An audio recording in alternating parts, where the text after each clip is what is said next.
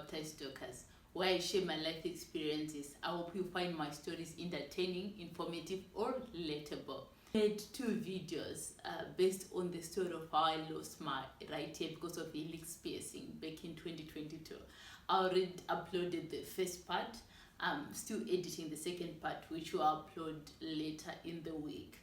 So while I was editing this second part of the video, I remembered something else life-changing that happened back in 2022. So in 2022, I finally broke up with this guy that I'd been dating for 7 years. Yes, I met him in 2015 and I broke up with him in 2022. It wasn't really much of a relationship when I think back to the time that I was with this guy. I don't know what it was. I cannot label it. But we were kind of dating. It wasn't a situationship or a friends with benefits thing. I actually was dating him, but I think calling it a relationship is not like a relationship is not the right term for it. There must be another term for it besides a situationship or friends with benefits. There must be a term for what was going on with this person. Okay, so I met this person back in 2015, and when I first met him, I was telling my friend about this guy that I met and how much I liked him. So as I was describing, the person to my friend, I was describing him in detail. I really was into this guy. So I'm in love. If you check up my body now, I love, just full. You fall in love. Finally. I was describing him, and my friend told me, she was like, stop right there. That sounds like the guy my Mindy was dating and broke up with him recently. So then she started now like describing him according to the pictures of him that she had seen from Memendi. And like, that sounds like the same guy. But he had given me a different name. He gave me like his middle name. So my friend said, from what I've heard from Memendi, this guy's bad news. Please don't date him. I think you should just stay away from him. He's bad news. But what did your sister here go on and do? I'll go. I started seeing him. I started seeing the guy. Of course, he wasn't dating the Mendy anymore. If he was still dating the Mendy, I wouldn't have touched him with a 10-foot pole. But I thought, you know what? He's single now. So I'm just going to go against my friend's advice and date him. The fact that he had dated my friend's Mendy, was a red flag on its own. Because my friend Smendi and myself, we have a big age difference. She's much younger than me, and he dated her. Now he was dating me, but I really honestly didn't think much of it then. So the red flags, besides the fact that he dated my friend Smendi, this guy stood me up. Like, within the first month of us dating, you would say he's coming to see me and he never turns up. A week later, he's still coming.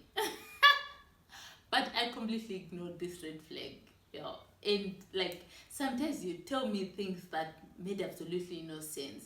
To this day, I'm trying to figure out if he was lying to me or if I'm overthinking it, or if I was overthinking it then. Okay, of course, back then I really wasn't doing much of thinking, was I? Otherwise, I would have dated him for 7 years. So, for example, he told me that the other time he was living in a church, like in his church building, because he was homeless. But this guy actually had a good job. Of course, I'm not going to say what his profession was, in case people can connect the dots. But he actually had a good job. So it was hard to imagine him homeless and having to live in a church. But I honestly had my doubts, but I still chose to believe and kept on dating this uncle. And another thing, he used to come and visit me marching, like literally marching, absolutely empty-handed. I'm not one to, so when like I would ask him like, Robert, you just turned up absolutely empty-handed, you never bring me anything. You said, no, if you want something, you should ask me. I was never raised to ask for things. So, and another thing, in my culture, which is not exactly the same as his culture, but we're both African, and Africans, as I said in my first video, You have quite a lot in common. You don't go to someone's house empty-handed. So I just found it strange that you just come to my house completely empty-handed. And but now, like, for me it wasn't much of a deal breaker, because when he actually asked me if I wanted anything, I couldn't think of anything I wanted, regardless of finding this behavior strange. And the other time, I went to view a place, like quite far from where I was staying at the time, but closer to my workplace. So I went to view the place there, and you were supposed to pick me up. Guys, it was getting dark, and this guy wasn't turning up. And like a couple of days later, when I finally managed to get hold of him, he told me he was in a car accident. But why didn't you call me and tell me this is what was going on with you? Why would you let me wait there in the dark, wondering where you were? And at the time, Uber wasn't very popular, so I couldn't just jump into an Uber. And I'm not going to tell you how I end up getting home. Okay, let me just say it. I ended up getting a ride from a complete stranger. So this guy saw me walking up and down the road. So he asked me if I was okay and what was going on with me. So I told him what was up. I told him what was happening, like a bit of it. So he offered to drop me off close to where I stayed, so I could just, take public transport and get home. So this guy was like, he was something else. He was a lot. I'm going to keep this video short. So I hope I'll get views for it. If I get views for it, I will definitely talk more about it, go into detail about my relationship with this guy. Okay, so fast forward to 2022, when I got sick. I told this guy at the beginning of June. Sorry, at the beginning of like when it first happened, when I first got sick, which was towards the end of June 2022. So I told him, bro, I'm not feeling well. And I thought you would probably be supportive, come and see me or any. Of course, at this time I already had my doubts about him. I tried to break up with him actually a couple of times during the relationship, but for some reason you'd always gaslight me into thinking I'm overthinking things, and I'll actually ask myself, why am I breaking up with him? He's not that bad. I know I was settling, he's not that bad. So I did try to break up with him a couple of times, during the 7 years that we were together. But honestly, you'd gaslight me into thinking I'm the crazy one, I'm overthinking things, and maybe I haven't been communicating with him on my expectations of him. So now we in 2022, when I got sick, end of June 2022. So I actually let him know that I'm not feeling well, and I sent him pictures of my ear. Please watch the video about my ear that I uploaded already. I'm going to upload the second part, hopefully by Wednesday. So I sent him pictures of my ear because I really was dying and I needed him to be there for me. I only saw him at the end of July when I was feeling better, when I was like completely back on my feet. That's when he decided to turn up. And what was actually like the deal breaker, the cane that broke the camel's back. I think that's the expression. That's how the expression goes.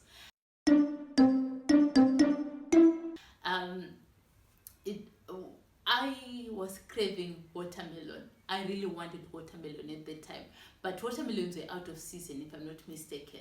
Yeah, they must have been out of season because I struggled to get them myself.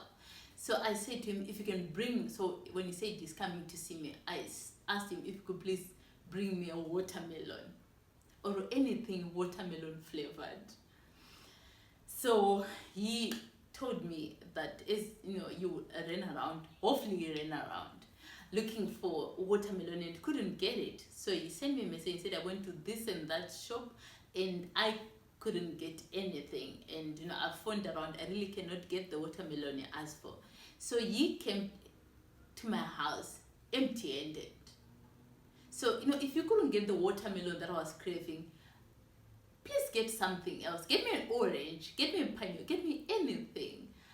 Instead, he rocked up absolutely empty-handed, the usual him. I mean, I was used to it now that he comes empty-handed unless I request something from him, which I never did because I really couldn't think of anything that I would want from him. But at the same time, I thought you'd not be creative and bring me something, flowers, anything at all. So he couldn't get the watermelon, so he came empty-handed, and that was my moment. That I thought, oh, this is it. Um, first of all, you don't come to see me when I'm sick, and I told you I'm really sick, and I'd never been sick in the 7 years that we were together. And the first time that I get sick, you don't even come to see me, and he didn't even like text or call me unless I texted him first. I mean, during the month that I was sick. So now he comes without the watermelon. I was so upset. When he told me he's downstairs, I asked him, do you have the watermelon? He said no. So I said, wait down there. Because he was used to coming to my place, sign himself in by security, and then they would send him up because they were used to seeing him. So when he came on that day, I asked him to please wait downstairs. And they said, oh, but I already signed in as security. I was like, no, you wait down there. So I met him downstairs and we took a walk together and we went to get ice cream. After that, I told him, bro, this hasn't been working. We've just been forcing things. I'm sure he didn't believe me at first. But after he left, he tried to call me, send me messages. I absolutely ignored him. I think sometime this year, like early this year, he sent me a message telling me he misses me. I just said, oh, thank you. And that's how I ended a 7-year relationship over a watermelon. I think that's what should be the title of this video. I broke up with him over a watermelon. Okay, thank you so much for watching this rant about my 7-year relationship that ended over a watermelon. Please go and watch my other video about how I lost my right ear because of a helix piercing. It's really interesting and insightful, and you know, it something that I didn't mention in the video that I wish I had mentioned is the importance of advocating for yourself, you know, in the not just when you go to hospitals or to doctors, but just in life in general. You need to advocate for yourself. Like as you hear in that video, I had to take the initiative to get the help I needed myself, to go to the right people to help me, which we seldom do, and just accept the status quo. So if this doctor says this is what's going what's going on with you, we seldom go for a second opinion, which I did back then when I was sick. I went for a second opinion, and I kept on looking for someone who could help me, instead of just accepting what the other doctors had concluded. I kept on looking for help, which I finally got. So please go and watch that video. I'm going to upload the second part, hopefully by Wednesday, as I said earlier on. Bye.